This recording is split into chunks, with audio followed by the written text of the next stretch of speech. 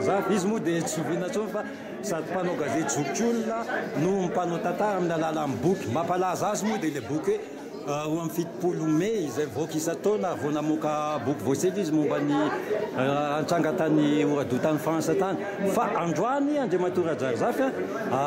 andro ny fahafahan'ny mpanao gazety efa be dia be zany mpanao gazety tanora niditra tsehatra inona zany mba hoe torohevitsika torohevitrao mazoky olona anao tompo tena tsara misy rehefa tiatro zany ny amany rehetra voalohany indrindra fantatro fa karazana vocation io zany hoe asana ny loratena ny mpanao gazety ka tsy maintsy io manina sa voalohany indrindra mampirisika anareo ihany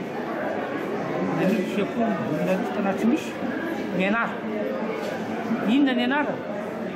tena mirakana le gazety teny gasy teny frantsay teny anglisy mianara tantara ny Madagasikara tantara ny firenena de vérité izay koa ny tena tsampy fianarana tantara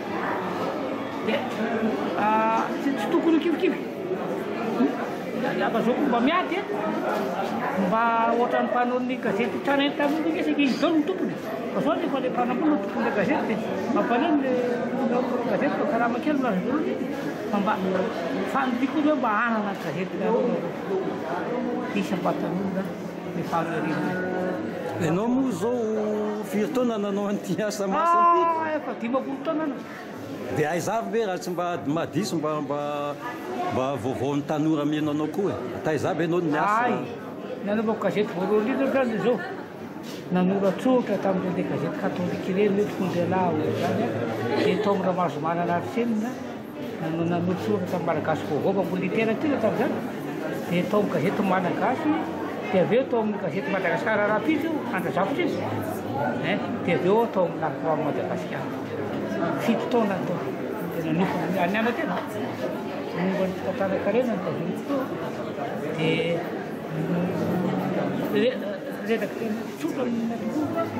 dia lasa directeur de publication dia filatany fianaratsoa izy avy eo dia tsy taotsony niditra tamin'ny fanjakana fa talohan' zany rehetrarehetra ny asa tamin'ny banky nahitry ny 7 taona zay ana ahoana tsy tazako ety idany be fambanasay izy ia idany be tsy sarabo tsy afaka le tongotra mandeha ny tsy afaka mihitsy dia raha tsy nidritra zavatra tiany zao tsy azo na liberté matahotra mihitsy hoe ay lany be sady malahelo zay ny tena misaotra indrindra tompo misaotra tsy zaloatra